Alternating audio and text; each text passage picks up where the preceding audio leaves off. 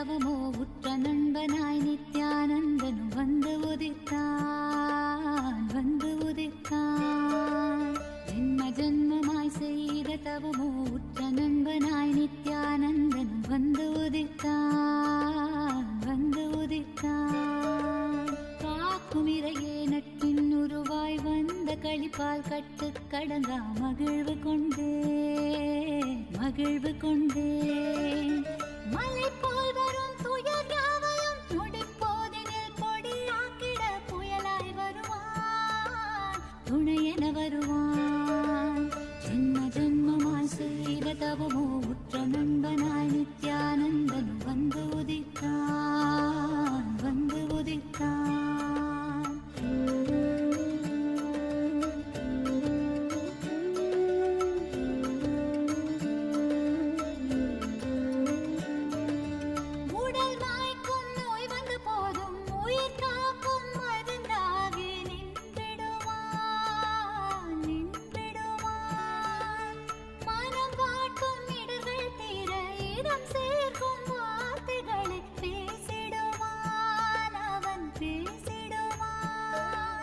தலை தூக்கிடும் கருவங்களை தடம் மாற்றிட வெடிப்பான், தலை தூக்கிடும் கருவங்களை தடம் மாற்றிட வெடிப்பான். பின் கருணை மழையாய் பொழிவான், தினம் கருணை மழையாய் பொழிவான். பின் கருணை மழையாய் பொழிவான், தினம் கருணை மழையாய் பொழிவான். ஜென்ம ஜென்மமாய் செய்த தவமோ உற்ற நண்பனாய் நித்யானந்தனும் வந்து உதித்தான், வந்து உதித்தான்.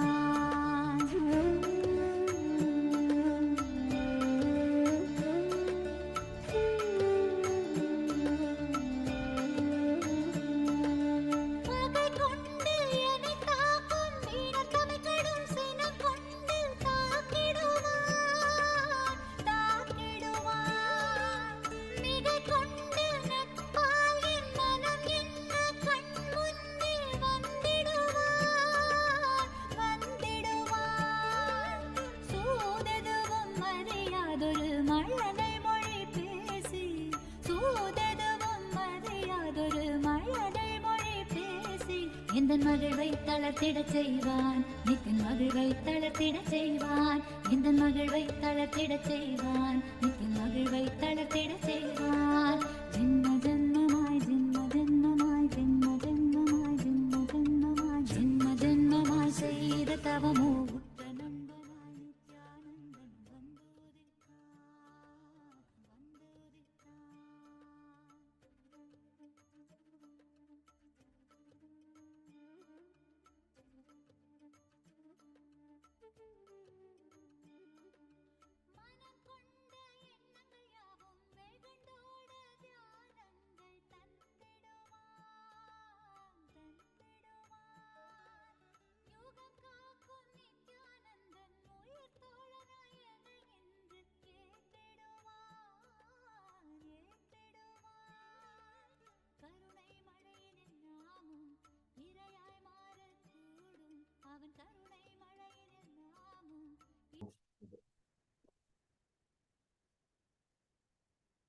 Nithyanandam Paramasukadam Kevalam Jnanamurtim Dvandvatitam Gagana Sadrisham Tattvamasyadilaksham Ekam Nityam Vimalamachalam Sarvadi Sakshibhutam Bhavatitam Trigunarahitam Sadgurum Tam Namami. Nithyanandam, we welcome all of you to today's another exciting episode on Nithyananda TV. I am Srinitya Brahmasukhananda Maharaj, and again we have today with us Srinitya Rajananda Maharaj. Nithyanandam. Yes, so today Maharaj, we have come up with a very exciting, very interesting topic, which also forms the core of Hinduism. In fact, we would say one of the most widely practiced not just philosophies, the practices, right? Spiritual practices in the whole of Sanatana Hindu Dharma, that of yoga. But the whole discussion, the context of today's topic, which we are bringing to you is yoga Hindu? Does it come from Hinduism? what is the origin of yoga? From where does it come? What is the source? What is the root of yoga? Yes, Maharaj. And the need to answer this question is very relevant today, because there is so much of misrepresentation and misinformation going around about yoga, especially in this new age kind of movement that is going on. Yes. There is so much of development on yoga that needs to be done. Yoga does not need to be developed on. Yoga is already originally amazing, and it is more something that you need to look into, going back to your roots, going back to the source of yoga itself. And that is the reason that is the dilution of yoga that is happening. And I think it is an absolute misrepresentation of what yoga is truly. And today we get to at least explore what is yoga, what is the origin of yoga, and where it came from, and what its purpose is actually. Even the base context of what is the purpose of yoga, that also is something that we're going to be discussing today. Yes, Maharaj. And in fact, the whole context, as you said, right, it's completely metamorphosed into something else today. It has just become, yoga means exercise, yoga means stretching, yoga means flexibility of body. That's all, just the asana aspect. And that too, looking at even the asanas at a very, very shallow, just, exercise level of understanding for even the asanas component of yoga. But yoga is much more, in fact. The unfortunate reality of today is, because of this whole commercialization and everything, yoga has been turned into nothing more than a self-help philosophy, right? Just as, from the bookshelf in the bookstore, you pick up a book and you read a little bit and you start practicing, just, seeing, experimenting with it, how it is, how it is benefiting you. That's all it has really come down to for people. And that's what it has become. But even then, it has become a $1 trillion industry, right? So it's not something small we are talking about. Whole yoga, $1 trillion industry. Not yoga, billions. Not even billion. Trillions. Yes. Wow. That is full-length commercialization of something that is so Hindu. Yes. And it is out there. And the question today we're asking is yoga from Hinduism? And yes, we have to answer this question. Yes, exactly. So that's what the whole context of, is yoga Hindu? Does it come from Hinduism? And the one very important thing in this whole thing, why we are even addressing this problem, what is the source of yoga? Knowing the source is important. It is at the core of what you're doing and why you're doing, because that sets the whole context, right? If we approach yoga from a shallow perspective of, just some exercise, just some stretching, not only will we miss out on the real depth and the real purpose, but it will even be harmful. It can even be harmful for us. And it is to mitigate these risks that there has been a regulatory body, we can speak of, even in the Hindu religion itself, monitoring and maintaining and sustaining the standards, how yoga has to be practiced, what the original context is, what the original meaning of each and every aspect of asana, pranayama, whatever are the components is. Generally, the narrative, completely not false narrative about yoga, is being spread out in the whole entire public today, unfortunately, is that it's just a secular practice. It's just a science, so-called science. It's just a science, because so it has nothing to do with Hinduism. It has nothing to do with religion. It's just, some people did some research in the inner world and they came up with something which is special and it's for everyone. How can you label it as Hindu? Well, of course it is for everyone, but the source is Hindu. The governing body which has maintained the authenticity of this tradition even till today. It is a tradition. It is a, very rooted tradition, grounded in Hinduism itself. That is what gives it the context, the meaning, right? And unlike what people in general have this belief about yoga, that there is it's just a fully open system and anyone can do whatever they want with it, turn it into whatever they want to turn it into. No, it is actually a system standardized by the Hindu rishis, the Hindu incarnations, originally revealed by Paramashivoham himself, and maintained and sustained by so many governing bodies, the apex body, Hindu body, the Akhada Parishad, all the sadhus. They have maintained, they have preserved, they have given their life to protect these traditions, to protect even the scriptures of which protect these sciences. All of these things have been directly related, and they have been, even today, if we are able to read a book on yoga, even from the bookstore, it is only because these traditions have given, these lineages of sadhus, of rishis, of enlightened masters have given their life to protect this science today. And now we are so casually just separating the whole context, the whole tradition from this science. It is not only unfair, it is criminal, I would say. Yes, and how it has been digested, it's like it's very lazy science. Basically, they take a concept of something that is practiced in another part of the world. They take it and they take the parts of it that they are able to scientifically understand or understand from the science that they have so far, and they are so prejudiced to be able to cognize anything that is transcendental and anything that is spiritual in nature, anything that they cannot quantify in their mathematics. They are not able to put that in place, and because they're not able to, they will only suggest yoga to be something that can be of a physical benefit for someone, maybe some well-being benefit, because that is all they understand as science only. But Hinduism and yoga are the higher science. If they had a little bit of understanding, a little bit of courtesy to understand that maybe there is more to yoga, that there are other parts of yoga that we don't understand yet.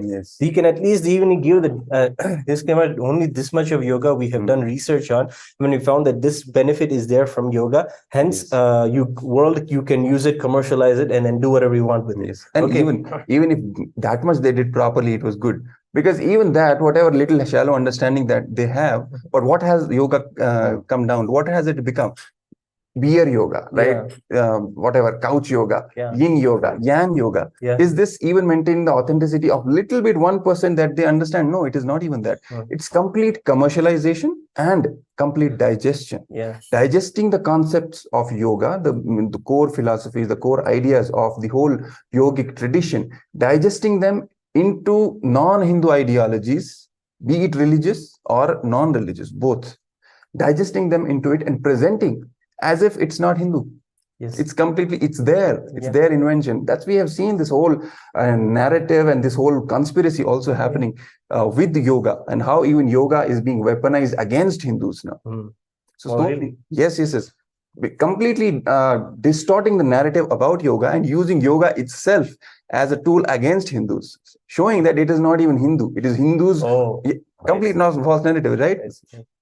Exactly. So many things. Some things we cannot directly talk about, but thing is that all kinds of ideologies, be it religious or non-religious, we are seeing a lot of digestion of Hindu ideas, Hindu sciences, including the yogic sciences, by the Hindu media forces. Right. And we can even look at the statistics of where the world has turned. Once even if the Supreme Pontiff of Hinduism has been from his young age teaching and living an example of what yoga can happen, what yoga can do for a person, when yoga is completely taken as a whole, as it's from its original space.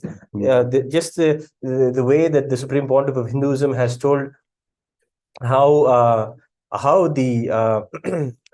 he learned yoga from his very guru Raghupati Yogi. It is a power manifestation in itself. He never said his Raghupati Yogi had the ability to just transfer his biomemory to someone, bioenergy to someone, just by any person who would be maybe an obese person. Swamiji gives this example. A large person who would weigh around 150 kilos. These people you don't even imagine to be able to possibly do some asanas. But immediately Raghupati Yogi would take them, bless them, he would give them a hug, and then say, start you doing yoga. And the first posture, Shilasasana, the headstand, literally standing on your head. And that is the first asana that is taught to people in yoga. And that is the possibility that you're given. Your body can move in any way. You just need the right initiation from the right guru in the right time. And when he did that, Swamiji was able to see that people who are so obese were able to do Shirsasana effortlessly. And yoga asanas that they never have even put themselves, their body would have never even understood how to put itself into that position. But with just an initiation of a guru, with the transfer of the biomemory and the bioenergy of the enlightened people, you just put yourself, your body can just radiate and mirror the activity of an enlightened person, of a yogi in itself. And these are the key understandings that maybe even yoga teachers should understand when they preach yoga to people and they're failing in teaching. They're not able to give optimal health to someone, and not able to get someone to achieve a particular yogasana or progress in yoga. They need to understand it is a fault in their own muscle memory and biomemory. So it is a big, as you said, Maharaj, a lot of looking back and seeing how to regulate and really understand what are the risks, why you're facing challenges, and those challenges are probably being faced because you are not doing enough to you have not shown yoga, or you've not done enough. Yoga has not become enough part of your life to be able to teach it to someone as a solution. And that is sometimes where people will fail in. And that too in the very depth, what the yoga is. Even the one teaching the yoga, they have to experience it at the deeper level of all the various levels of yoga that there are. The core, the consciousness level, that is where the true understanding of yoga really comes from, right? All the Hindu scriptures, they are filled with this term yoga. I was actually amazed when I even started hearing about these things, that yoga, it has been turned into completely non-Hindu, right? So as if some secular practice is happening, some kind of a exercise from our culture, one culture, or second another culture is happening. That's all it is. I was actually amazed, because whole Bhagavad Gita is filled with this the word yoga itself, right? Bhakti yoga, jnana yoga, jnana karma sanya, all the chapters are named as yoga, different variation, different ways of approaching the ultimate oneness. That is yoga itself, right? The word, the Sanskrit word, what it means. So many, it's like it's in front of our eyes, but hidden with a conspiracy. That is what the whole game is. And as you were saying, when we go into the deeper aspects of yoga, what it really is, it's basically a power manifestation science. And it happens as a simple initiation with the help of our master, with the help of our guru. No need to, go through this various difficult asanas and trying to, practice them for years and years and years. No. Just a simple initiation from the guru can make the whole yoga so easy for you. Just like having a breakfast in the morning, can simply manifest any asana you want. Inside our programs, inside the Paramashivam programs, and when we had the fortune of being able to live directly with the Supreme Pontiff of Hinduism, I remember him beginning the yoga sessions with the acharyas he's training to become yoga acharyas. He will just say, Raghupati Yogi, this is the way he taught me. He gave me a hug and said, do this asana. I was able to do it effortlessly. In the same way, the Supreme Pontiff of Hinduism called all of us, and he gave each of us a hug and said, you start doing yoga. This is how I learned. You also start. And that's it. That is all the effortlessness of yoga. You don't need to spend millions of dollars or hundreds of thousands of dollars in yoga training classes, camps, and all these kind of things to put yourself through a proper practice of yoga. Find the guru who's giving you the correct initiation so that you can do it from the original source. Means from within, yoga comes as an expression of your enlightenment. It is from the space of enlightenment. And then many times, especially Supreme Pontiff of Hinduism does the putting the context that yoga is not beautifully, he says many things. He says yoga is not for enlightenment. You don't progress towards enlightenment. Yoga is from enlightenment. You are already Paramashiva. You are already super consciousness. And from that higher consciousness, you operate your body. And he always gives the context that you should always handle your body as a second person, not first person. If you are handling your body as a first person, like you're saying, I am this, I am this, I am this, then you're handling not in a yogic way. And meaning that's why the first person context is what is people aren't really understanding. Oh, I have a body, it has to look nice. So I have to do yoga to make it look nice. That is all. But he says, no, yoga is supposed to be handled like a second person. You're supposed to see that you're a body also. You're a consciousness. Then you have a body also to be able to do and express that consciousness. That is the purpose. And one more thing that the Supreme Pontiff of Hinduism says is, the experience that yoga is giving you, and even you mentioned Bhagavad Gita, how each chapter is talking about yoga, because each chapter leads one to experience super consciousness as a reality for them. And that is yoga in itself. Yoga means a union between you and divine. It is not you reaching divine. It is divine rushing into you. That is the context. And it is literally how he says it's when yoga happens, the Kundalini awakens, and it is like a shower, a rain of ecstasy, a rain of supreme bliss that happens beautifully. It's like every year when the Supreme Pontiff of Hinduism comes out and comes out on International Yoga Day, it's like an upgrade to the whole understanding of yoga, how yoga should come in. And the last several years since the Yoga Day has been accepted internationally, the Supreme Pontiff of Hinduism has done an amazing job every year taking yoga to the next level and giving it. And even in our Paramashivam programs, yoga is taught in the most authentic way. So what is this authentic? We have to really tell it clearly to people. What do we mean by yoga is authentic? Because any teacher can say, right, my yoga is authentic yoga, my yoga is a real yoga. Ultimately, it all boils down to the source. Where has it all even come from, right? Who is the originator? Who gave this science to the world in the first place? Do you want to tell, Maharaj? It's Paramashiva himself, that's who he gave. It is said that 50,000 years before Patanjali, there was happening when Paramashiva himself manifested and taught the Shatanga Yoga to the whole cosmos. It is the Ashtanga Yoga of Patanjali that was organized from the Shatanga Yoga of Paramashiva. Yes. Patanjali is the great devotee of Paramashiva. He did a job of creating 8 angas, where the original science of Paramashiva was having 6 angas, 6 parts. And it had the one particular part called the Tarka, which was divided into Niyama and Niyama by Patanjali and created 2 more parts. That was how the story of how Ashtanga became Ashtanga Yoga, and then it moved around. That is a little bit of history there. For those it is important to know this history, because even among the Hindus, the wrong understanding that Patanjali is the father of yoga, is the originator. But no, he is the reviver. At that time, he compiled whatever yoga was practiced in whatever various forms in the entire Hindu civilization at that time. He went around, collected the data, and did the full research, and compiled it in the one single form in his Yoga Sutras, and gave the science to revive this whole yoga tradition at that time. But he was not the originator. It originally comes from Paramashiva himself, when he revealed the science of yoga to Devi, to Saptarishis, and then they carried it forward from generation to generation through the enlightenment ecosystem. From the Guru Parampara of Hinduism, the science of yoga has been kept alive. And the yoga which the Supreme Pontiff of Hinduism is reviving is the same original yoga, authentic yoga revealed by Paramashiva himself, which is completely recontextualizing and giving it the right perspective. What is yoga and for what? Why are you even moving your body? It's not just for health.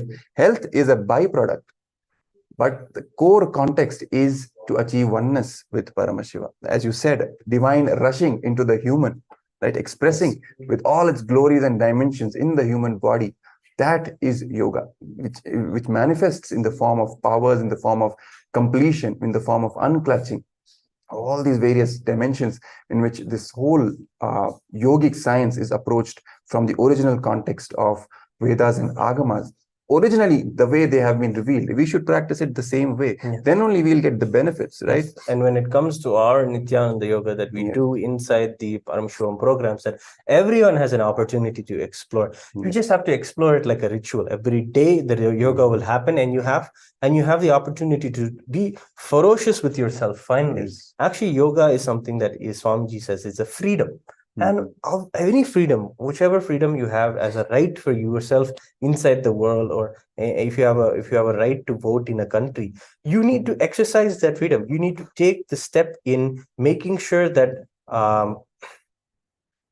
you have to take the step in making sure that you are putting yourself through and getting yoga done by doing it every day. And it's a ritual. That's what the Supreme Pontiff of Hinduism says. Yoga is a ritual. It has to be done every day. And if it is, and when it is done every day, then you'll be able to understand why it is having any benefit even in a deeper sense other than just asana. You may be physically fit, but the benefits of yoga and doing it every day are beyond that. To be able to cater to molding the very verbalization that you have inside of you. What is this verbalization? It's the very mind that we have. In fact, I remember even during the COVID-19 pandemic, right? The Supreme Pontiff of Hinduism made this statement that, because we also observed the way people were just collapsing. He said that even the most fittest of people with the gym bodies and everything proper looking, they are also collapsing. But this is the time only a yogic body will be able to survive through this pandemic, because they only have that resistance, that resilience, in fact, and that immunity, strong immunity. Because yoga is not just about the physiology and maintaining a fit body, right? It's about healing all your internal organs, intra-organs, healing all the energy imbalances, right?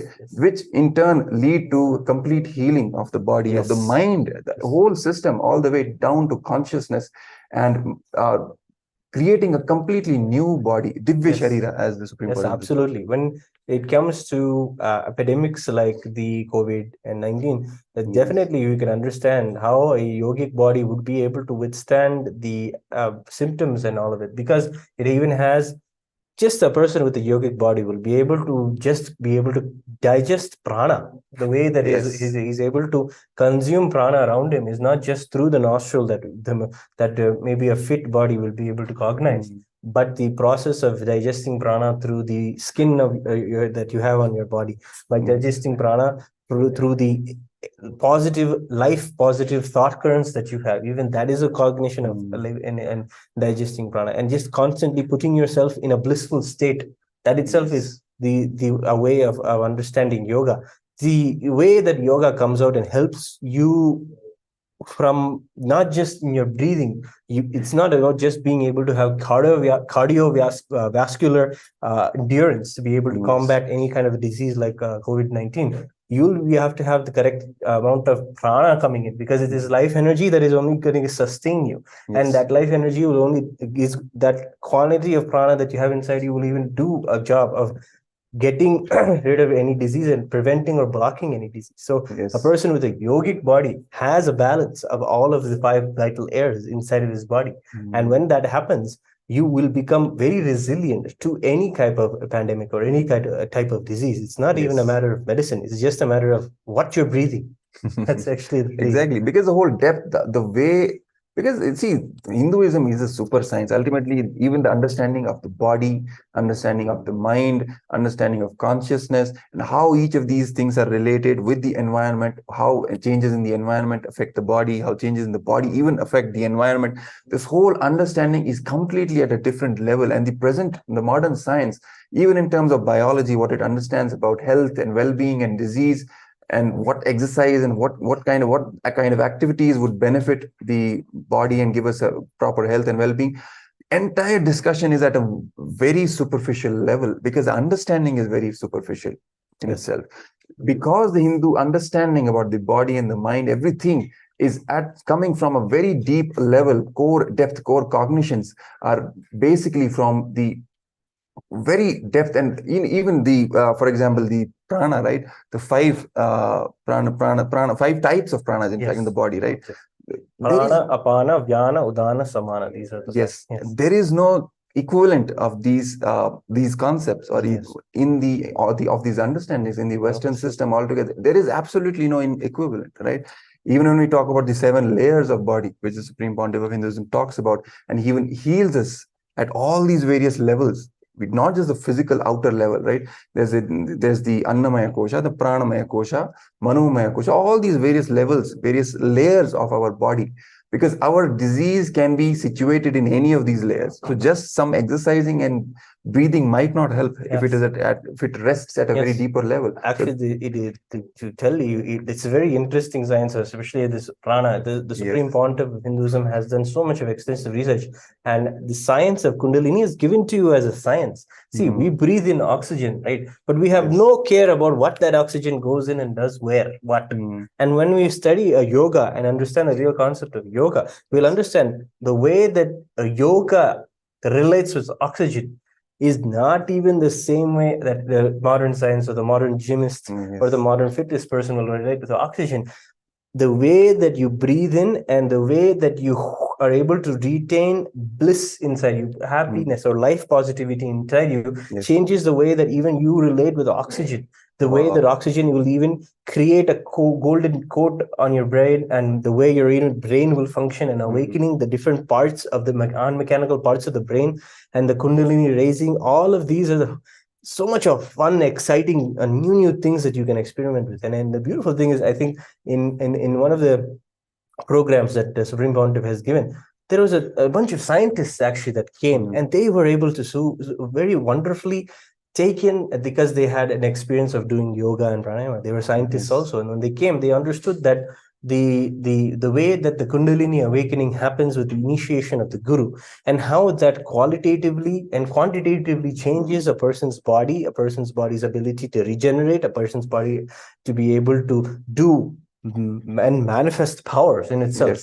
That itself, they were amazed, and the quality of oxygen that is just there. And I think the researchers have been done to show how, when the Kundalini is awakened, that the very mitochondria of a person's DNA, of a person's every cell in a person's body has an energy digesting engine that is called the mitochondria. And when the mitochondria is able to be awakened, when Kundalini is awakened, the mitochondria is able to take 3,000% more energy. Wow. And that is why people experience in the yoga programs, and especially in the Paramashivam programs, immediately when they do the yoga and practice the yoga and have the initiation of Swamiji, they're able to see immediately weight is lost. Immediately they shed pounds like nothing, as if you are running marathons.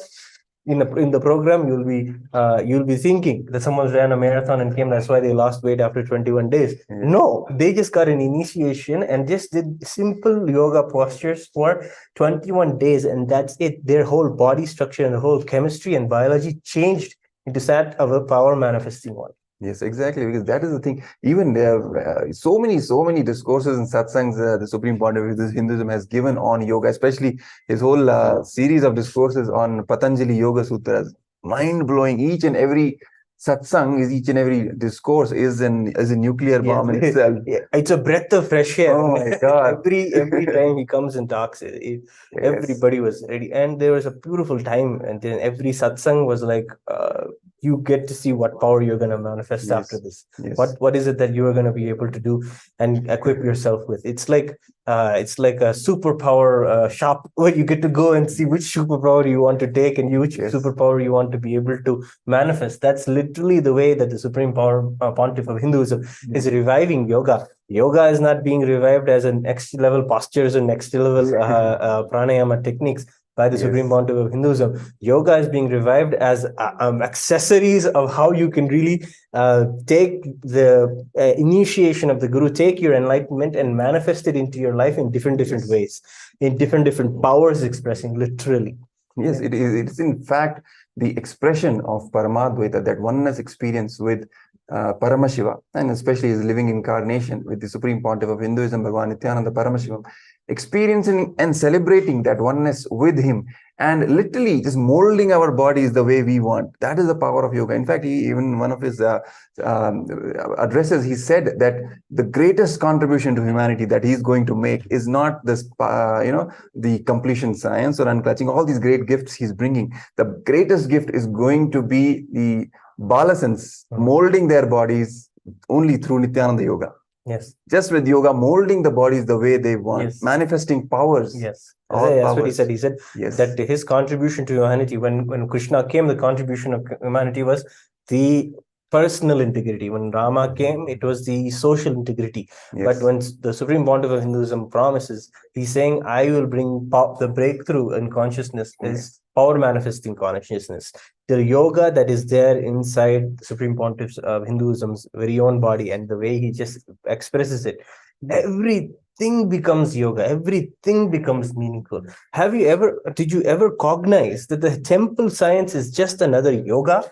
Is every whatever you're wearing, the rudraksha you're wearing, the bhasma you're having, the kumkum you're wearing, the rudraksha where it's placed, everything is a science, and everything has a yogic benefit. Alters your nadis, alters the energy channels that are there inside you, and makes them energized and makes them powerful, radiating and vibrating with enlightened superconscious energy. That is literally what the temple science is, and that is how we have to show the temple science to someone to be able to make even Hindus today understand it is not architecture, it is not something that is that is a great architectural marvel done by a bunch of slaves or a bunch of elephants. No, it is an architectural marvel because it was done by yogis who had power manifesting capabilities to be able to move stones by just and make stones light by just their will, and that is a yogic power. And that yogic power is based off yogic sciences that is very much so incorporated inside Hinduism. I think there may be some atrocity literatures just dividing Hinduism into pieces to show that there is a yoga part that is commerciable and you can take it and do whatever you want, and then there is a temple part that is nostalgic and you can have a nice memory of feel good factor. But that is not Hinduism, and that the horrible division of this has done. But the Supreme Pontiff of Hinduism is the authentic yogi today, and he's bringing it back the way it was given to him by an authentic source. Raghupati Yogi Yogananda Puri was literally 105 years old when Swamiji was training under him. Wow. He had such yogic capabilities that we can go on and on and saying, of course, and tell, like he was able to levitate. He was able to, as we just made a sound like a simple whistle he made, and the whole rock broke, cracked, right? That is the yogic ability to be able to break boulders on mountains Exactly. with just the sound from your mouth. We think these are some kind of movie fantasies, but no, these are literally what the Supreme Pontiff of Hinduism saw himself seeing as a reality when he was growing up. He's grown up in that ecosystem. All power manifestors in every street, yogis all over. Just your neighbors are yogis. You don't even know because today, unfortunately, in our urbanized, Hindu civilization, not just in the India, in the West as well, everywhere, kids don't even know that it is even possible. Yeah, they see this whole thing as some fantasy movie, and they don't realize just 20 to 30 years ago, this was just happening in the streets of India.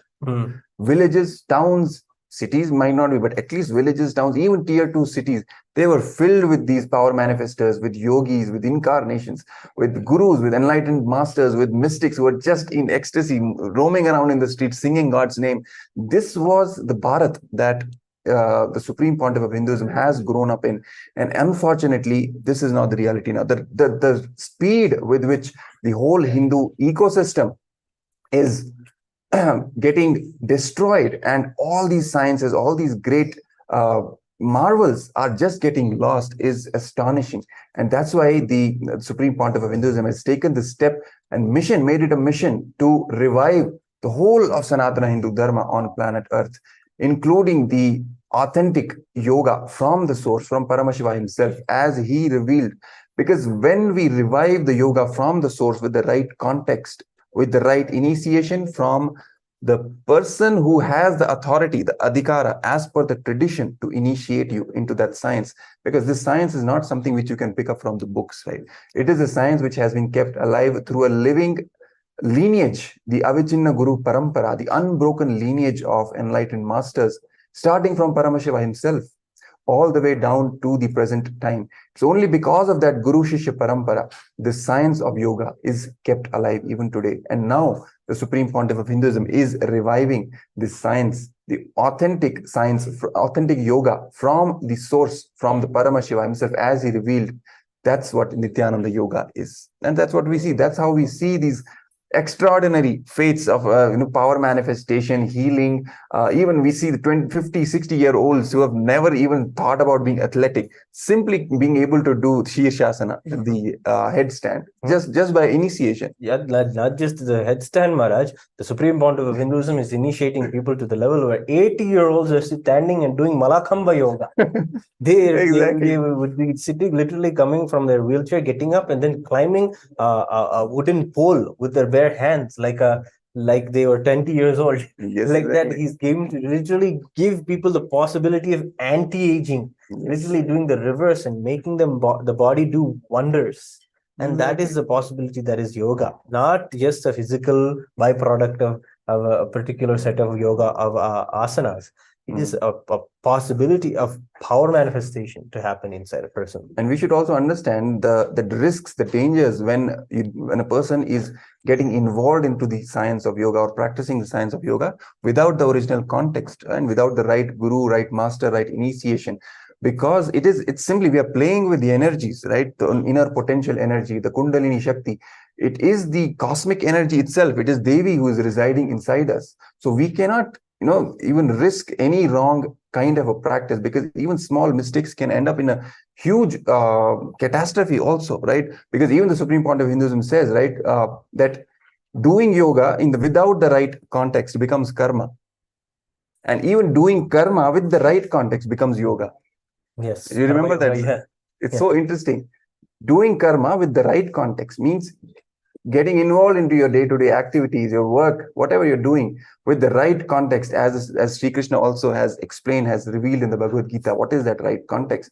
And doing in the right context, even that work becomes yoga. We don't need to do all these Shirshasanas, especially. There is no need. If we even do get into the work, what we are doing with the right context, even that becomes yoga.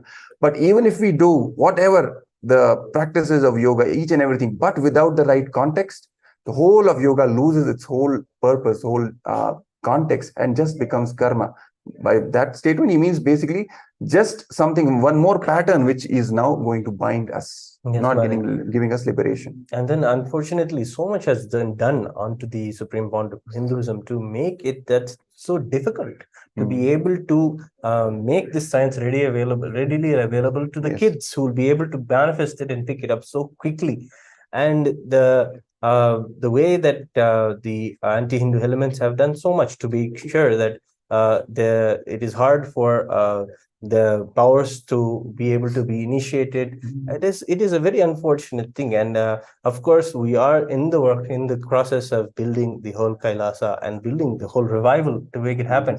The possibility is there again, hopefully, that where we can see the powers manifest and come out. And of course it is there in the Paramashivam program that inside your very home itself you can start manifesting powers. Yes. That is the way that we have been able to adapt to the all adversary kind of situation outside, where we are now providing that in the Paramashivam program at your home itself, wherever you are, you can create that yogic environment, that yoga community, and be able to create an ecosystem for yourself where you'll be able to have optimal health and optimal well-being and the spiritual powers to be able to manifest anything you want, move the life that you have in the way that you want, in the most life positive and life affirmative way. And that is the powers and understanding that we get from just attending the Paramashivam programs, where yoga is a ritual that is done every day. And as you do, it is not like you need to come immediately and start doing all the 12 components of yoga. It is your play. As you come, you start mastering the asanas. For whatever asanas you are able to master, get the pranayama and the bandha and the visualization down. For those that you are having a difficulty, focus on putting yourself in that body's position, or you try to focus on the visualization, see how that supports you in doing the asana. It is so much of fun. It is so much of play with these different components of yoga, applying them to yourself and seeing how you are able to adapt, how you are able to grow, how you're able to literally mold your body in the way that the Supreme Pontiff of Hinduism does. The Pradama Vinyasa Krama is one of the most powerful power manifesting techniques. There's a series of 108 asanas really revived by the Supreme Pontiff of Hinduism, with all the other 12 components of yoga, where you can literally at the end of each asana be able to see a significant difference in your well-being, in your just inner space itself. And that is the beauty of yoga. The power that we have is not just the body. We have a verbalization, the mind that is in us. We have a visualization power that is there inside us. Using that visualization power, doing the yoga at the Brahma Muhurta time, at the auspicious time, doing all of these combinations that are able to perfect you and make you and mold you into such a being from what you thought was rotting. Yes. To an power manifesting being. That is literally the transformation that we are seeing in hundreds of people in the Paramashivam program. Thousands have had the benefit of the initiation of the Supreme Pontiff of Hinduism. It is under his very guidance, his very space, his very initiation is just pure love of just reviving this whole science for all of humanity. Just in that, he's able to make anyone everywhere, wherever you are, manifest powers and be able to have a health that is optimal in your life, that you've never seen before in your life. And much more. Health is just a byproduct, remember, because ultimately what it will make you manifest, when it makes you manifest all the powers, you realize your own possibilities, your own powers, what was hidden inside you, which you even did not realize you had. Being able to manifest all of that. Even wealth, even health will become a power manifestation for you. Manifesting wealth will become a power manifestation experience for you, right? Making right people happen in your life. For, let's say, you want to make a successful business happen, right? Getting the right people in your team, manifesting a perfect team for your business to become successful. Even that becomes a power manifestation. This whole science of power manifestation will just become as easy for you just by as just having, a morning cup of tea. When you get initiated by the Supreme Pontiff of Hinduism, Bhagavan Nithyananda Paramashivam, in the Paramashivam program, and start radiating, start practicing these simple things which the Supreme Pontiff of Hinduism says as Nithyananda Yoga, Prathama Vinyasa Krama, right? 108 asanas. Perfect start for you to start radiating Paramashiva in your life, because that is the actual context of yoga. It's not just stretching or getting some benefits. No, everything will come, but ultimately the real context is to achieve oneness with Paramashiva, to get that Paramadvaita experience. And when we manifest powers, we see that we are getting more and more grounded in that oneness experience. And if you want to manifest this personally in your own life, experience it, taste it in your own life, we invite you to scan the Paramashivoham QR code. It's being projected at the bottom of your screen. And you can sign the intention form, and our team will reach out to you shortly after that. And you can enjoy the greatest gift. You can give yourself the greatest gift of the incarnation of Paramashiva himself happening in your life.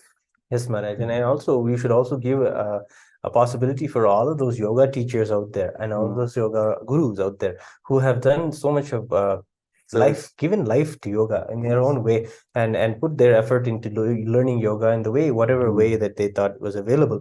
But they have seen that the benefit of yoga has had always more than just a physical benefit, and they always have to answer the questions of people who find themselves doing. Because in Bhagavad Gita, Bhagavan Sri Krishna says, "Swalpamapyasya dharmasya trayato mahato bhayat." Even just practicing a little bit of this yoga can bring you or get you over the greatest fears in your life.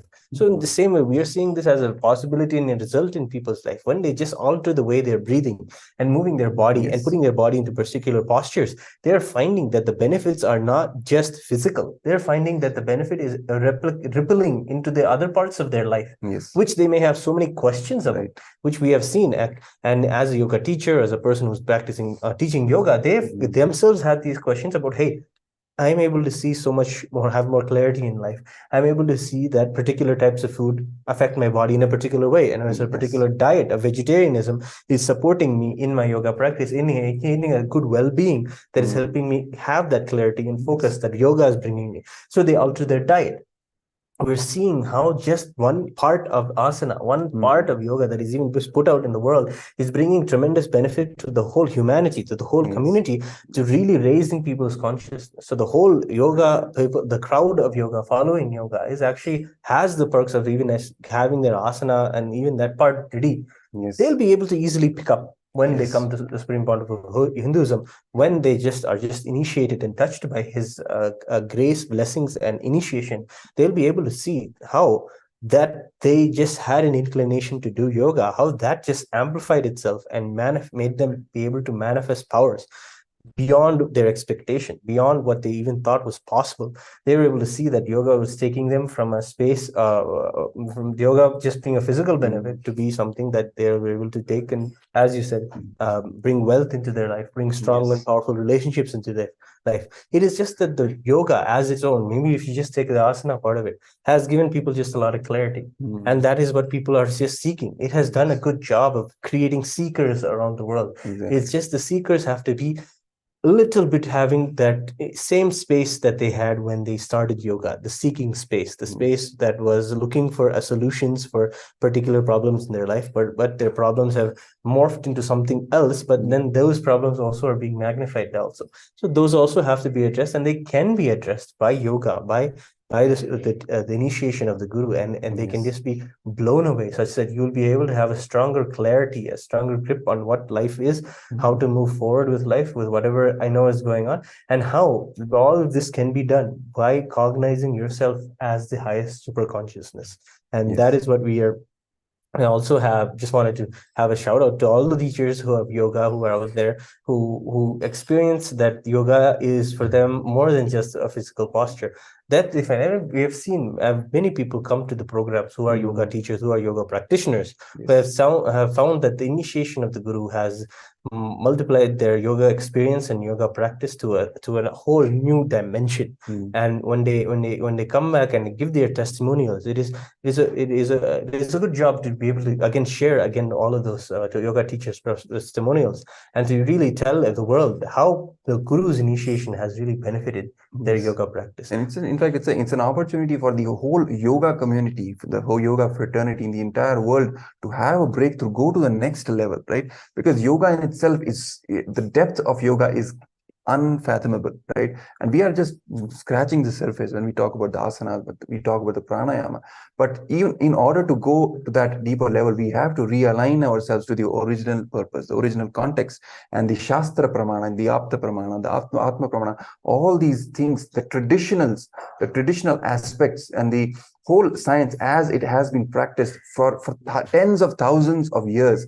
Unless we sincerely align back to the whole tradition, we will not catch the root of it, the source of it, and get full benefits of it. Maybe to the surface level, at the superficial level, we will be able to benefit, we'll be able to enjoy some health, some, some other perks as well. But the ultimate experience, which the Supreme Pontiff of Hinduism talks about, right? The whole divine gushing into you, flowing into you, and you manifesting all the powers and the whole being of Paramashiva, that can only happen once we realign to the original context of Paramashiva revealing the yoga and what he says, how yoga has to be practiced, how you have to perform the asanas, what has to be your context, what you should visualize, what you should chant when you're performing the asanas, how you should breathe when you're performing the asana, right? Which bandhas you should perform while you're doing the asana. Each and every aspect, each and every detail Paramashiva has given fully in the agamas, in the Vedas, and explaining the whole yoga in the right context, literally giving the whole manual, for the practitioner of today. And in fact, he has given, see, Paramashiva is a visionary, right? Like nobody else. He has given the right systems for even the age, even the people who are yet to come. Yes. Even the Supreme Pontiff of Hinduism has said that, right? Yeah. The people in future who are not yet born, what kind of bodies they would have.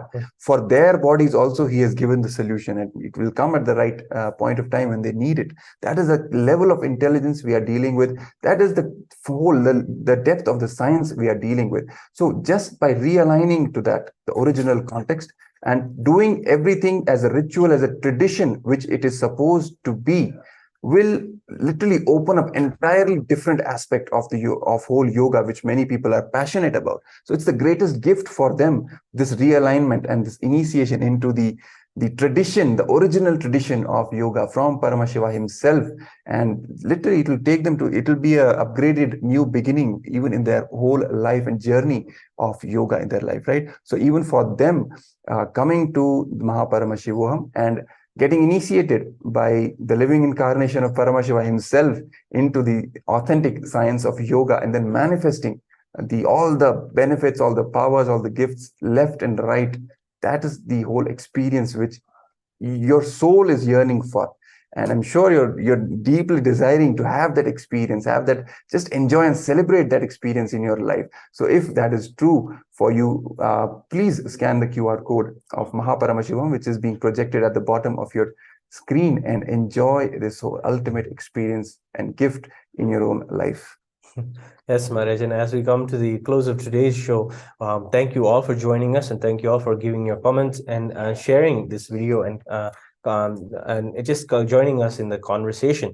Anything that we have discussed before, if you want to know more information about how you can be involved in the yoga practice and be a part of the Paramashivoham program and all the other programs that we are offering in Kailasa, just scan the QR code below, scan the QR code presented, and just go to the link and give your intention, give your name and your details to, we will contact you and get back to you on how you can be a part of this whole yoga revival that the Supreme Pontiff of Hinduism is bringing out. And if you have a higher inclination to be able to know that you also want to be a part of this revival, not just reap the personal benefits of it, but you want to take the revival that the Supreme Pontiff of Hinduism is doing to take it to the rest of the world, then we also have the opportunity for you to be a volunteer and also possibly get to know more about sannyas and the lifestyle of sannyas dedicated to others. And that lifestyle is the best lifestyle that comes from Hinduism, and it is an absolute yogic lifestyle, and it's demonstrated by those who wear this very color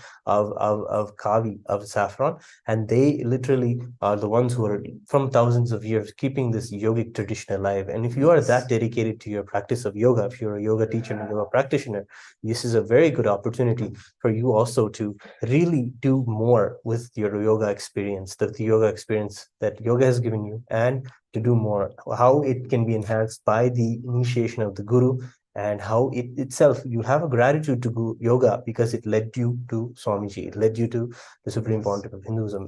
Many people who have been yoga practitioners have had a gratitude to the yoga seeking that they had, that it brought them to Swamiji. So you can scan the QR code for also taking sannyasa and learning more about that. So just an invitation for everyone out there who wants to be a part of Kailasa. Yes. So with this, we come to an end, completion of today's show on Nithyananda TV. And next segment, the most awaited segment of Nitya Satsang, the daily address from the Supreme Pontiff of Hinduism, Bhagavan Nithyananda Paramashivam, is awaiting us. And before we lead to the next segment of Nithyananda Satsang, let's prepare ourselves, our body, our mind to receive the living manifestation of Paramashiva and have his darshan. And it's important for us to prepare ourselves. So we are in a complete receptive space to enjoy the darshan and the words of the Supreme Pontiff of Hinduism, Bhagavan Nithyananda Paramashivam. So let's lead into a small meditation. Please keep your head, neck, and spine in the straight line. Your body completely relaxed from head to toe. Relax all the parts of your body, taking your awareness from head to toe. Take a deep breath, carrying an intense space of restful awareness, devotion, and gratitude in our Anandagandha, which is the space between our navel center and our heart center.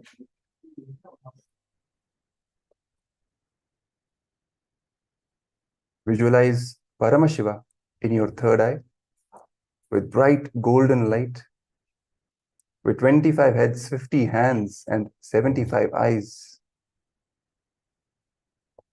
Visualize Paramashiva in your third eye and chant the Mahavakya, Om Nithyananda Paramashivoham.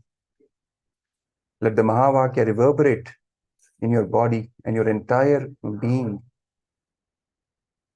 as we get ready to receive the Supreme Pontiff of Hinduism, Bhagavan Nithyananda Paramashivam. So let's now chant the Mahavakya. Om Nithyananda Paramashivoham. Om Nithyananda Paramashivoham. Om Nithyananda Paramashivoham.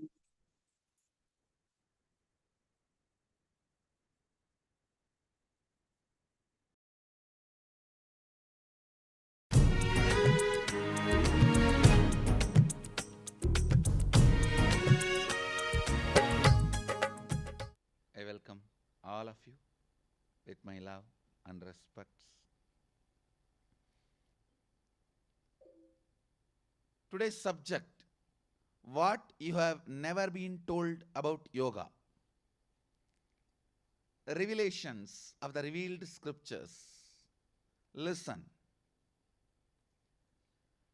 Because we see the ocean always from beach, the moment word ocean or sea is uttered, you visualize only beach, not the ocean.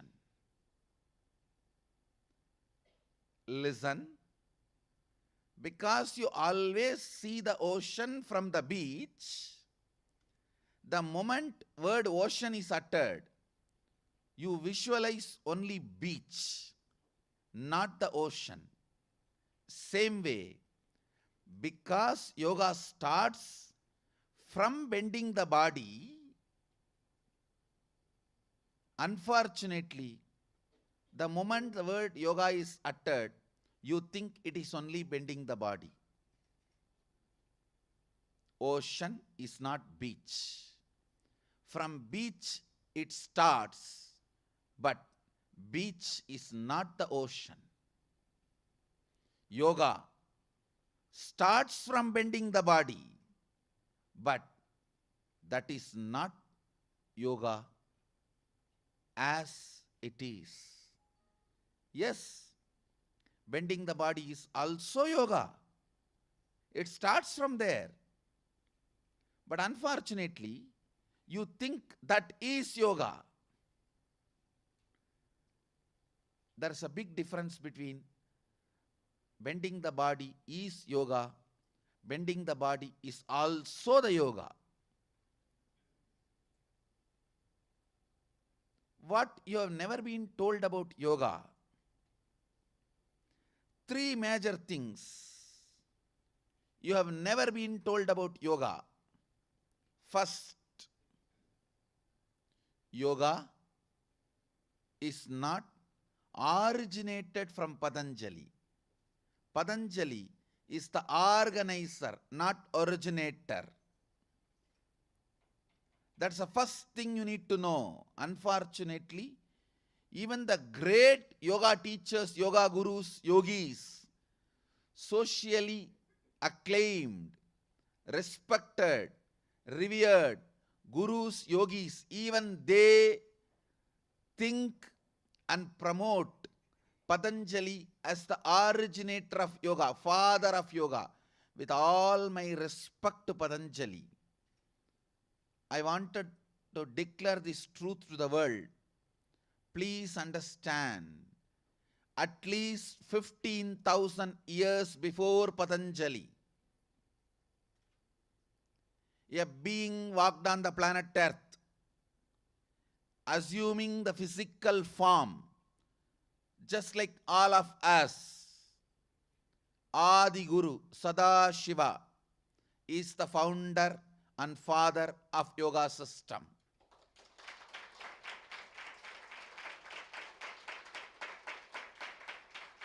There is enough of detailed, I wanted to insist on this word, detailed description, including the yoga postures and breathing methods, pranayama, kriya. A detailed manuals are available, written directly by Sadashiva. Understand? People who are afraid of the power of Hindu tradition always try to put our valuable knowledge as myth. They try to classify the valuable knowledge as myth. Only a person who has become enlightened and practices can understand the difference between myth and subjective science. Sadashiva revealed all these scriptures is not myth, it is a subjective truth which can stand the scrutiny of any decent researcher, whether in the form of linguistic, if you start analyzing the language, the scriptures available, all the revelations by Sadashiva is called Agama. Means the complete works of Sadashiva is called Agama. If you see the language, it is at least 10 to 15,000 years before Patanjali. And if you see the archaeological evidences, the place where Sadashiva walked, Varanasi, still walking, living. If you see even archaeological researches,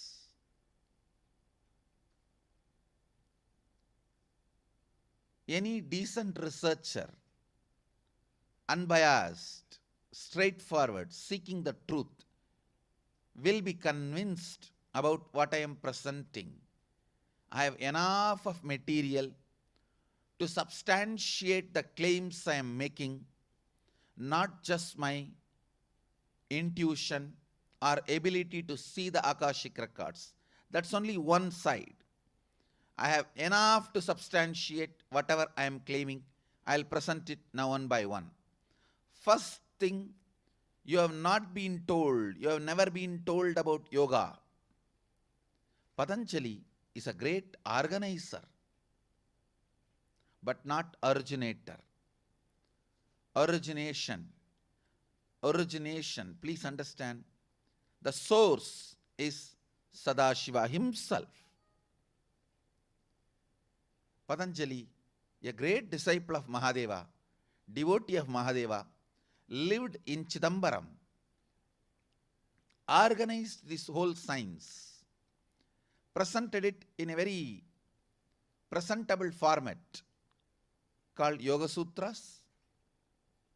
Yoga Sutras is a great book, no doubt, but not the first book. There's a big difference. Even the great yogis, acclaimed yogis, very popular all over the world, yoga gurus, always stop with Patanjali. I do not know why. Very few say yoga was before Patanjali. And even if they say, they are not able to present the scriptures and literatures. So understand, yoga is at least 10 to 15,000 years older than Patanjali. Patanjali organized, but not originated. So organizer is Adi Guru, Sadashiva himself. In his agamas, he presents a detailed, elaborate, large manuals, descriptions, and a large quantity of material with high quality precision available, which is directly delivered by Sadashiva. Please understand, knowing the original source and the literatures revealed by the original author is very important to keep the purity of any knowledge branch.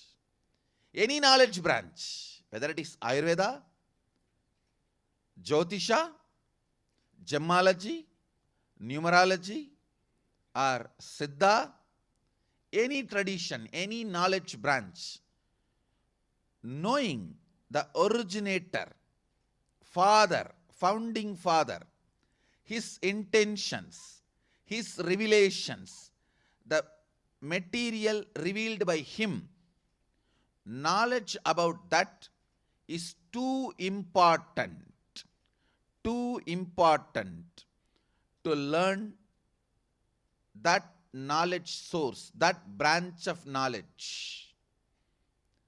Any knowledge branch will be complete only if the founder's intentions are revealed as it is to the person who is studying that branch of the knowledge.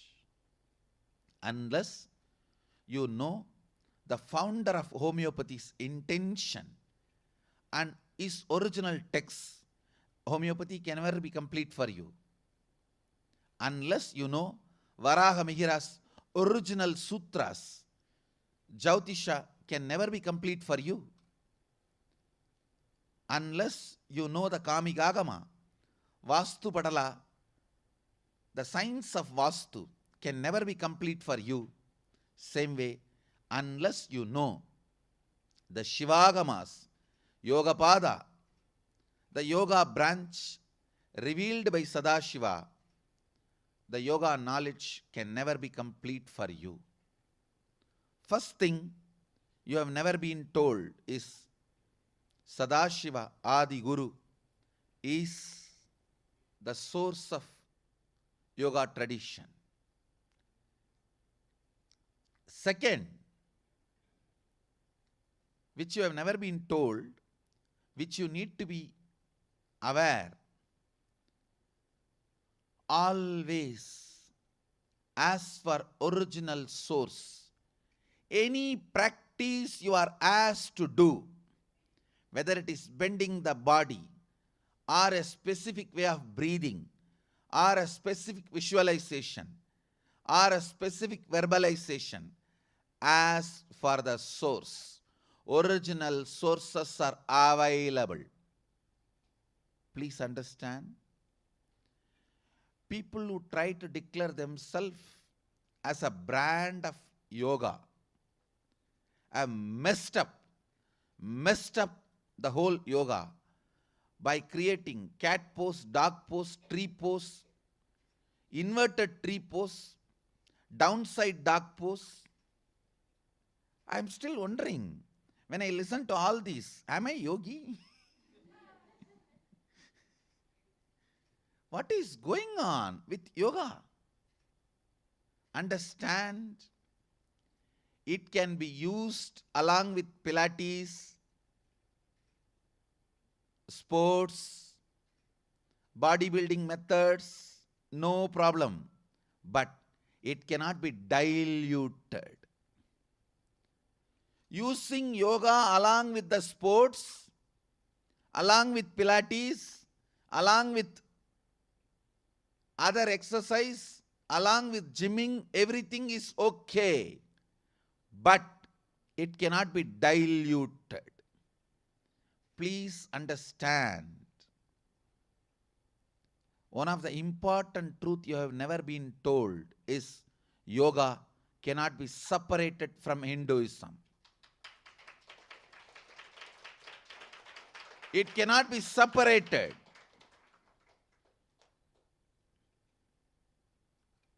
Dilution is sampradaya droha. Understand? Dilution is sampradaya droha. All of you understand. People ask me, Swamiji, who is the real yogi, from where we should learn? How do we know which is authentic yoga? I am clearing all these doubts and questions once for all today. Understand, even as simple as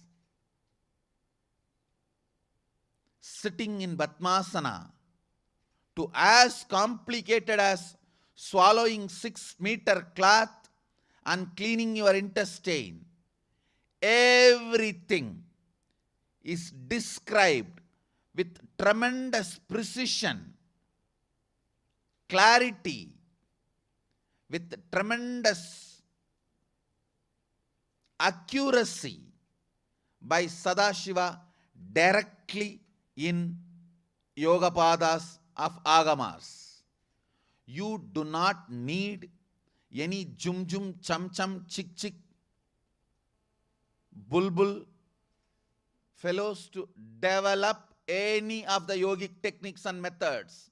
Understand, do not believe if some stupid fellow is claiming he developed it from yoga. He only diluted it. Nobody can develop on Sadashiva. Everyone can only dilute Sadashiva. Nobody can develop on Sadashiva. Understand? I am declaring with the authority as living representative of Sadashiva. Nobody can develop Sadashiva. He is complete for the past, present and future. He has seen all the possible bodies happening, yet to happen. We are going to have unique bodies in the near future. In next 40, 50 years, we are going to be having unique bodies, new kind of bodies, whose brain size will be larger, whose subtle grooves will be deeper, the ability to understand and grasp the informations will be more, and who will also be higher genders, who will have the freedom to play with multiple genders. These new bodies are coming. Understand? Sadashiva has created yoga even for the bodies which are going to come in the future. bodies which were there, which are, which will be. He knows the whole, and he has revealed yoga for the whole. No one can develop on Sadashiva. No one can develop on Sadashiva.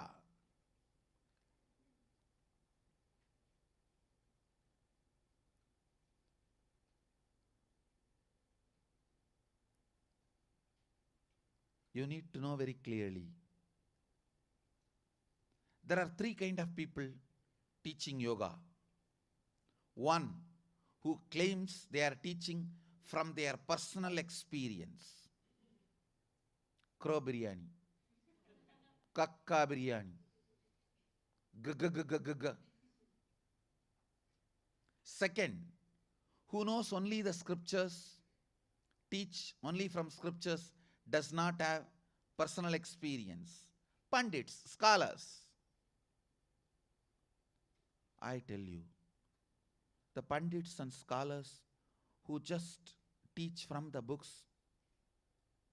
without having personal experience cause less damage to people than the so-called enlightened gurus who declare they are teaching from personal experience, does not abide the shastras, does not abide by the scriptures. Please understand, this is one of the important revelation I am giving you.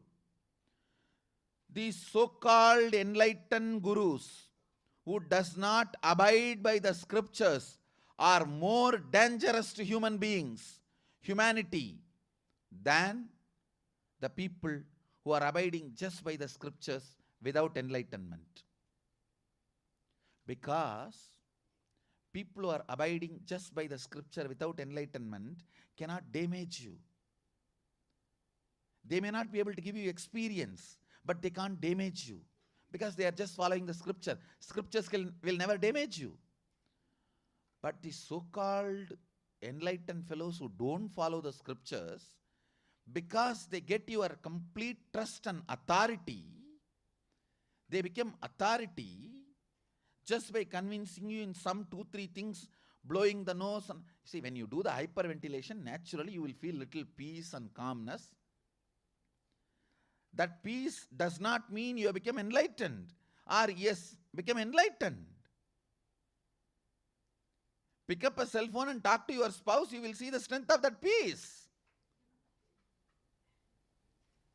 Understand?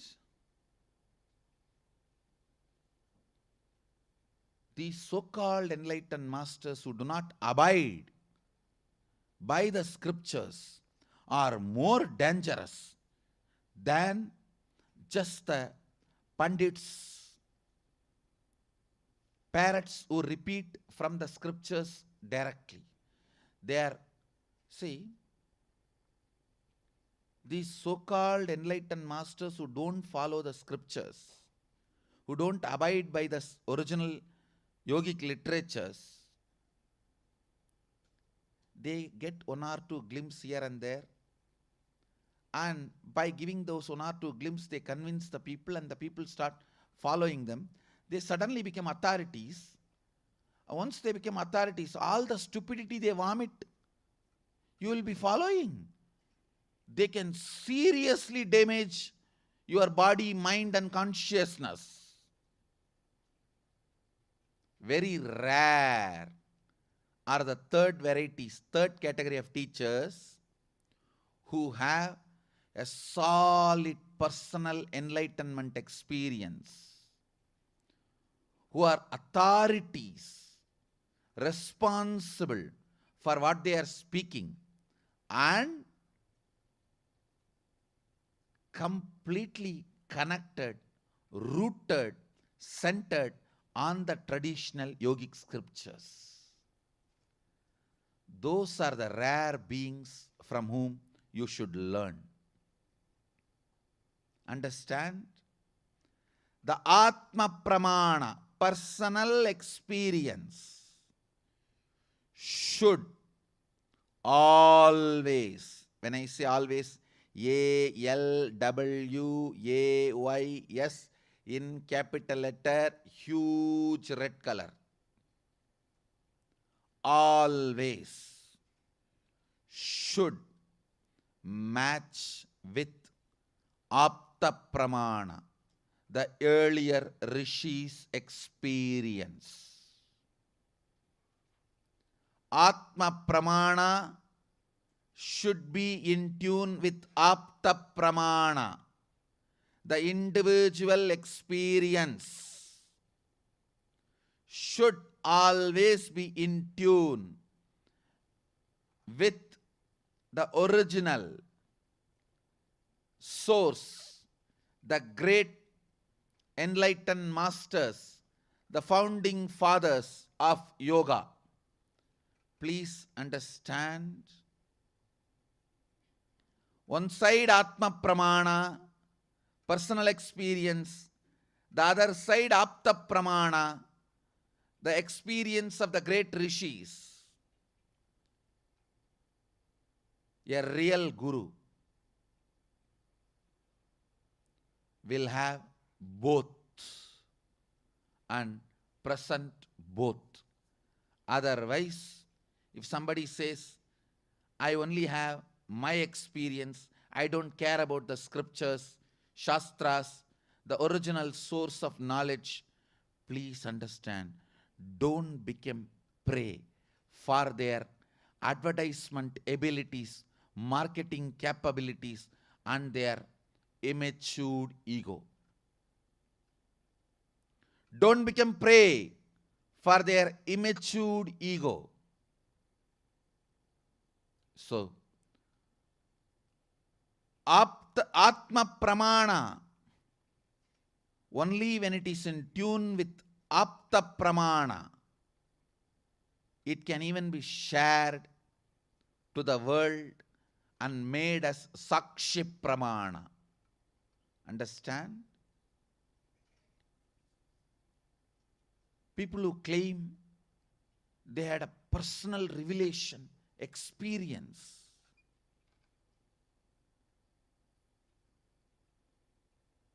it may be sometime good for them, but there is no guarantee it is good for all of you. What is good for all of you?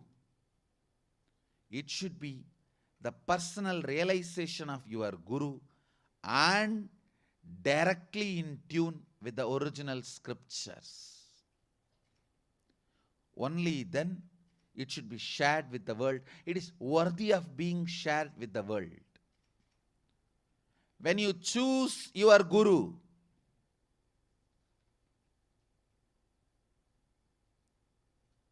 first option, the best thing is find a person who is enlightened, experienced, who can play with energy, who can directly transmit experience to you, and who is in tune with the original shastras, the source of the knowledge, who is having Atma Pramana and Apta Pramana, and who can make the whole thing as Sakshi Pramana. Understand? I may have 10,000 experiences, Atma Pramana, but whatever is in tune with the Apta Pramana, the original scriptures, revelations by Sadashiva, only those things are worthy of teaching to all the human beings. Only those things will become Sakshi Pramana for all of you, for the whole world. So, an important truth you need to know, no one can develop on Sadashiva. Do not go to people if they claim they developed. No. Don't become prey to the marketing gimmicks and immature ego of some of those great marketers, great advertisers, Marketing and advertising is a different capacity. The original knowledge source, being the reliable knowledge source, is different. Popularity does not necessarily guarantee quality. So do not be cheated. You yourself dig out, investigate whether what I am being taught is in alignment with the original Shastras, with the original scriptures. With all the joy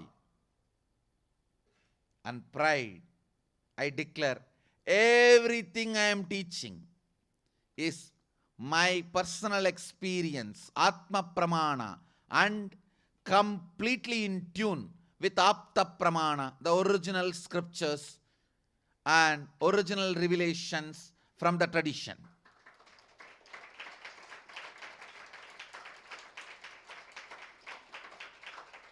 Understand?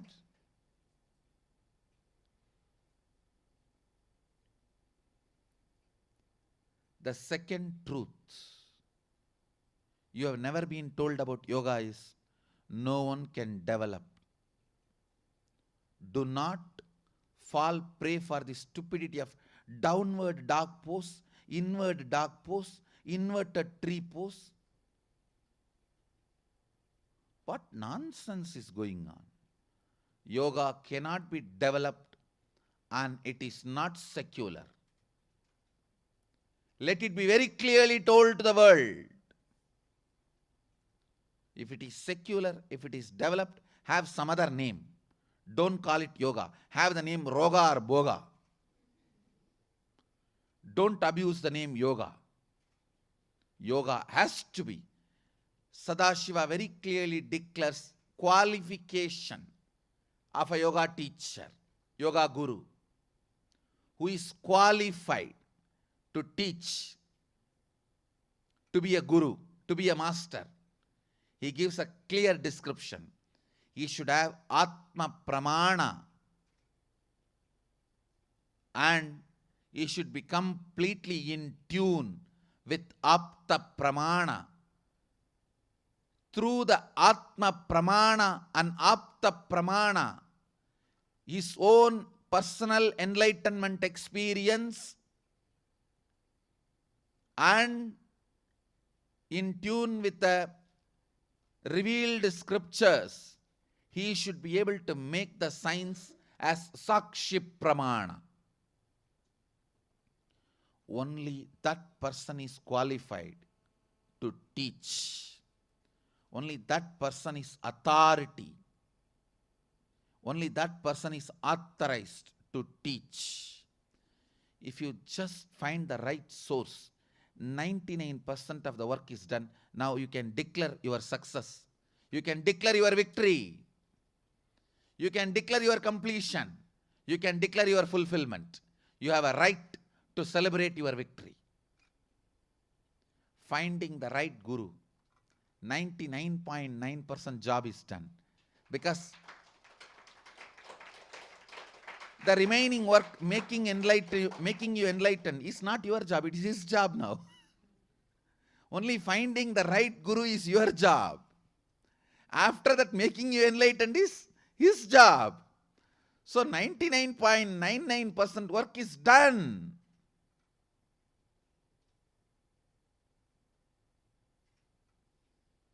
The moment you find the master who has personal experience and who is in tune with the original revealed scriptures, through both, who makes this whole as a reality and experience for all of you, find the right guru, 99.9% work is done.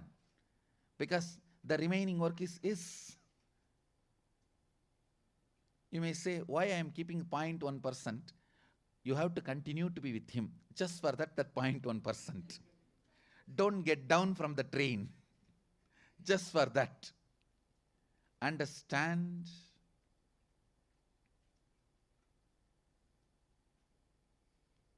truths need to be told as truths to you, even if it is a little painful. You might have developed your career in yoga and yoga teacher as yoga guru for 40 years. If it is not true to the original scriptures, please drop it today. Drop it today. Align yourself to the original scriptures and then restart again. That's the best thing you can do to you and to the students who are sitting in front of you. Understand 200-hour courses, 500-hour courses, 1000-hour courses. When I see all these boards, I can't control my laughter. When I was 3, I was given away to my guru. He accepted me, adopted me, and it took almost 15 years for him. Only when I was 17 and a half, he said, now you are a declared yogi. You can start teaching. Just before leaving the body, he blessed me and authorized me. I thought, then how many hours yoga training it would have been?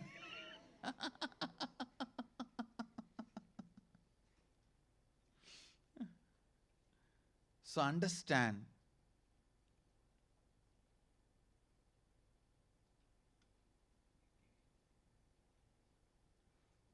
the second important truth you have never been told about yoga: yoga cannot be developed. You can't develop on Sadashiva. You can't develop on Sadashiva.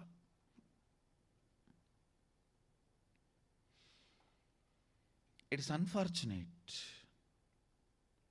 The original scriptures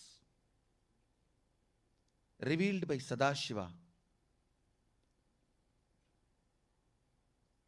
is not available for mass. It's unfortunate nobody promoted that, because it is very easy to secularize Patanjali, very difficult to secularize Sadashiva.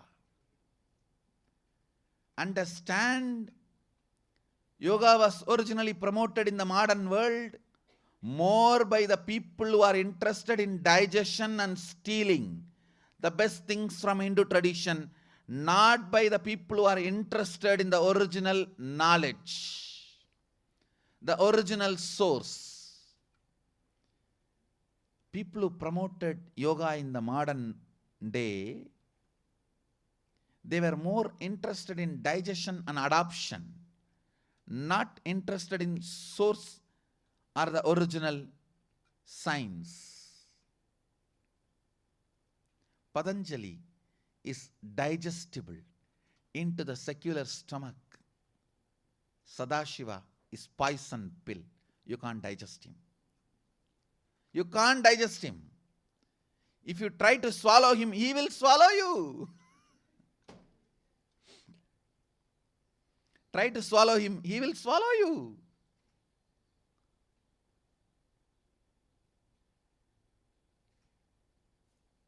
Understand? All the stupidity, marketing, commercialization,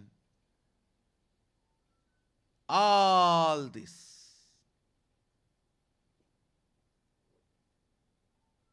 sometimes good, sometimes bad, but I wanted all of you to know the time for all this marketing, good, bad, discussions, debates about why marketing is necessary or not necessary. People have their own arguments. Without marketing, yoga would not have become popular so well. Without the dilution, yoga would not have reached the whole world. All these you guys can go on talking. All the debate time is over. Now it has already become popular. Come on, it is time. Let's get back to the original source.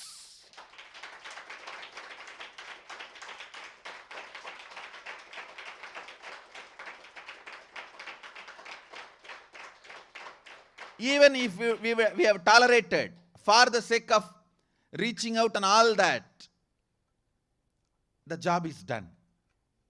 Now, let's get back to the source. Job is done. We already popularized the word. Today, International Yoga Day. Whole world is celebrating. All the countries, without a single opposition, voted for International Yoga Day. It has already become one of the largest festivals celebrated in the world. So understand, we have done popularizing. Now, the next important job is getting back to the original source. That is why I have happened. I happened to bring the integrity and authenticity.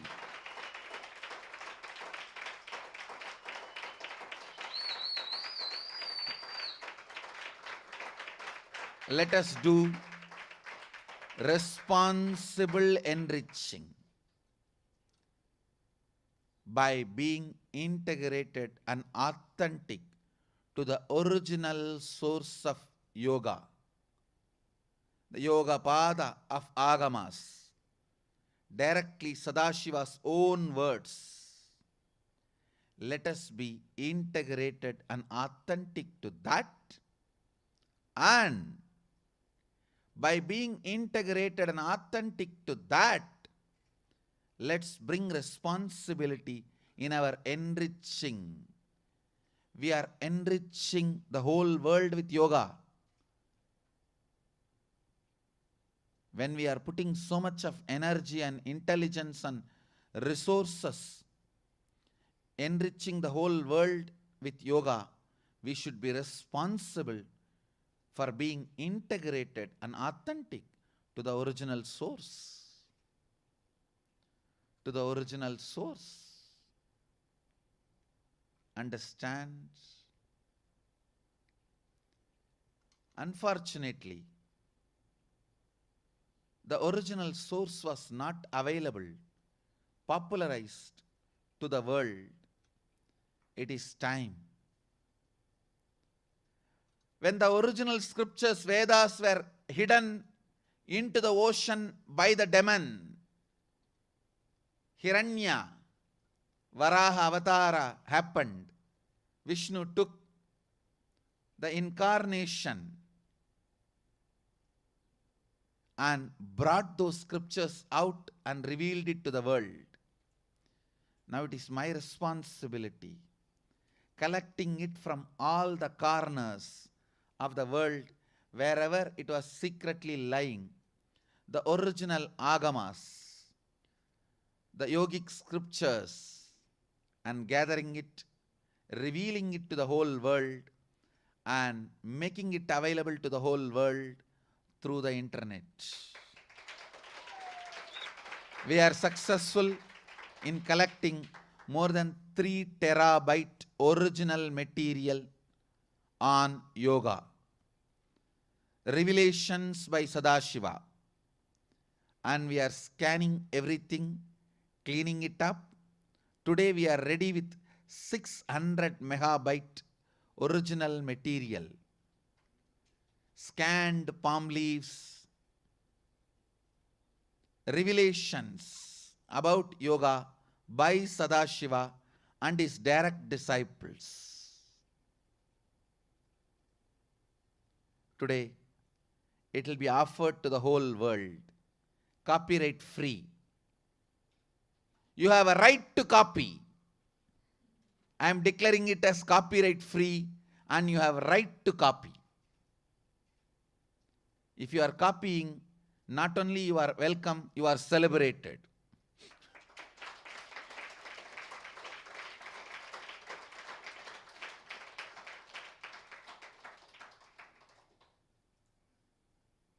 The third important truth you need to know, which you have never been told about yoga. Please understand.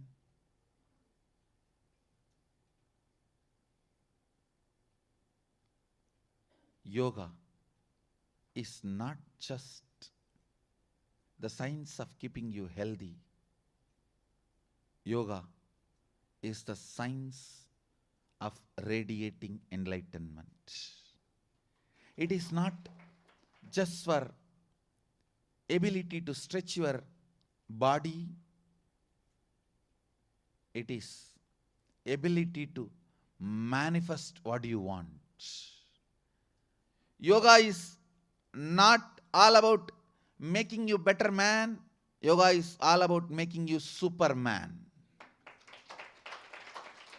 Don't follow something which makes you better man after 35 years.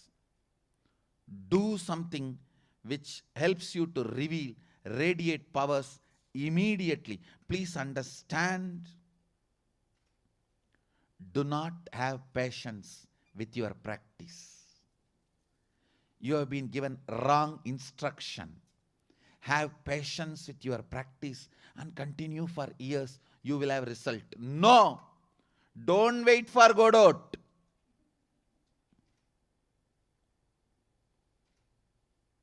If you have been asked to wait for Godot, you are being cheated. Yoga is a powerful alchemy system, gives result as immediately as you start.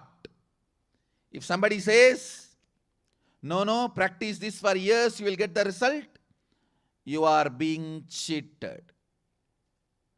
That is not yoga. The quality of yoga is, even if it is practiced little, brings tremendous result immediately.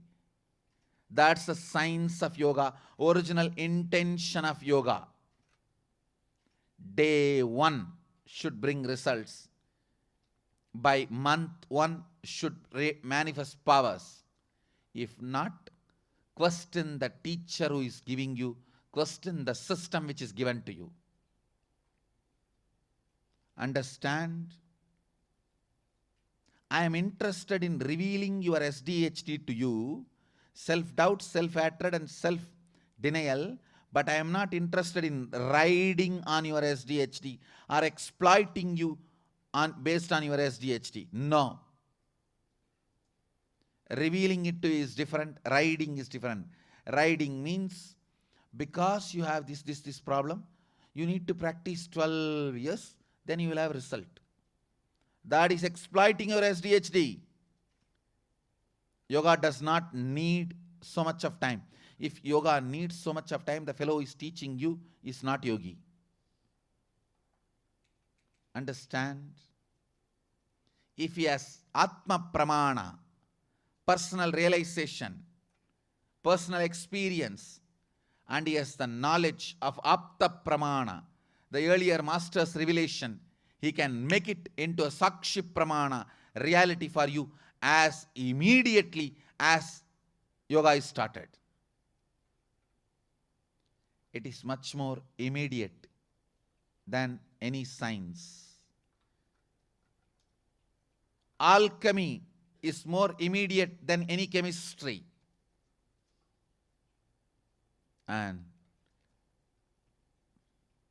Gita beautifully says, Svalpamapyasya dharmasya trayate mahato bhayat. Neghabhikramanashosti pratyavayo na vidyate salpamapyasya dharmasya trayate mahato bhayat. There is no loss in effort, nor there is any harm. Even a little of this knowledge projects the best things in you and protects you from great fears. Understand, yoga is as immediate as any chemistry. Yoga is more experiential and immediate than any of your so-called falling in love at first sight.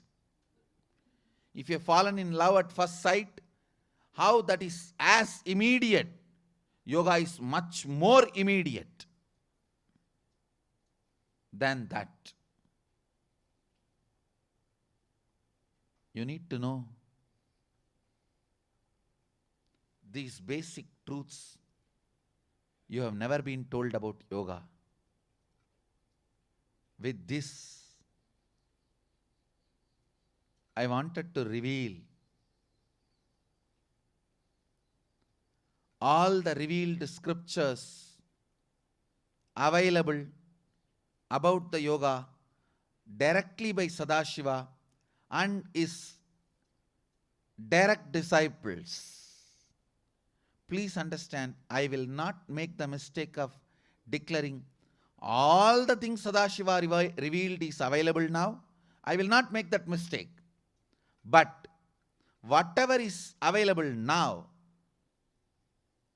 by the grace of Sadashiva, I'll make sure they don't die, they don't get lost. We will collect, organize, and publish it, share it with all of you. Till now, whatever we have collected, all these are copyright free, belongs to whole world, and will be uploaded today in our Hinduism Now website, where all the Hindu scriptures are revealed and shared. I have a huge list, around 600 megabyte material, which will be uploaded freely for all of you today, for you to do research, study, practice, question the people who teach you. Keep them integrated. Keep them integrated. It's your responsibility. You are so active when it comes to keeping the politicians integrated, because they are handling your money, taxpayers' money. Same way you should be active to keep the gurus integrated to the original scriptures, because they are handling your whole life much more than the taxes.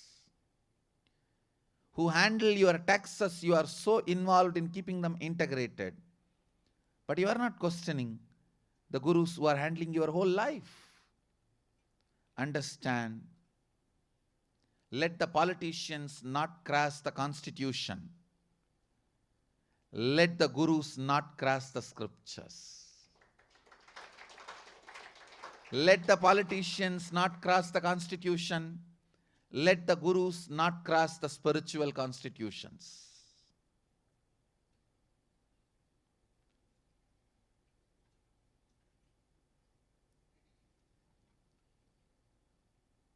Once the scriptures directly delivered by Sadashiva are revealed to the whole world,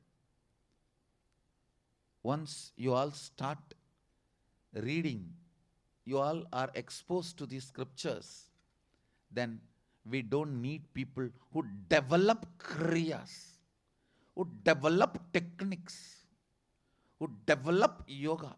No need. We have enough of people. Sadashiva himself has given, so you can't develop on Sadashiva. Let's abide by Sadashiva.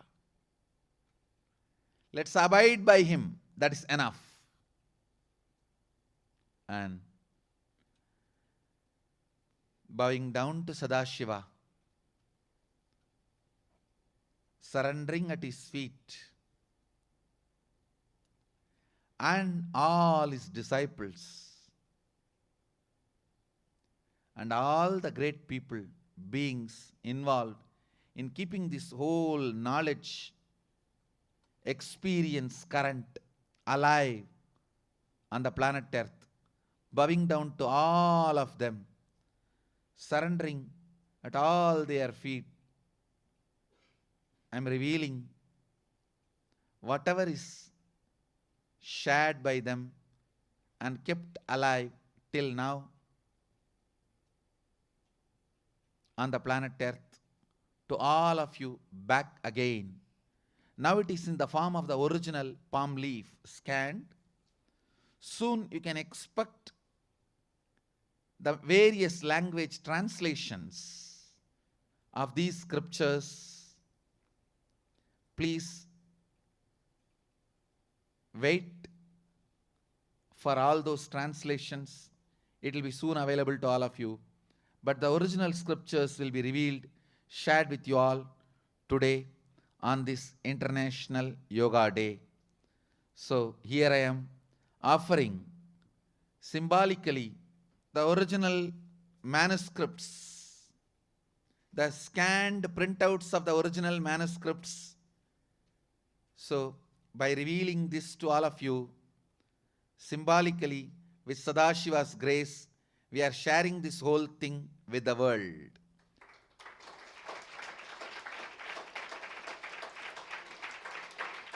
It's almost 600 megabyte material.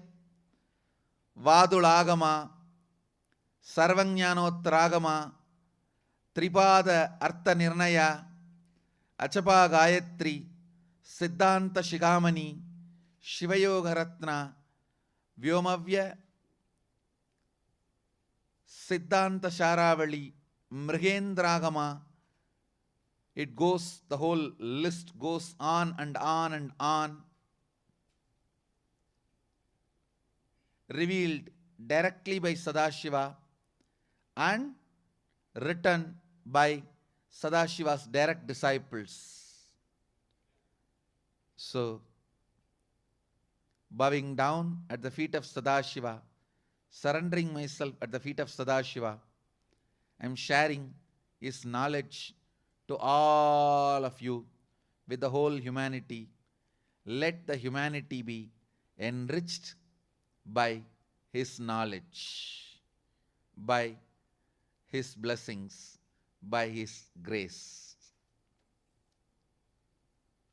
We will also have yoga teachers training directly from this original authentic source. You will be taught these original verses and the asanas and kriyas and the practices. So, you will be a perfect teacher as Sadashiva wanted. As Sadashiva wanted. My blessings to all of you by the grace of Sadashiva.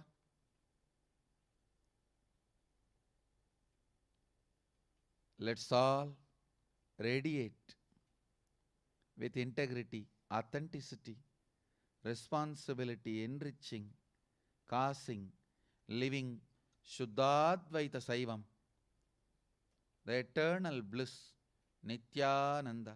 Thank you. Be blissful.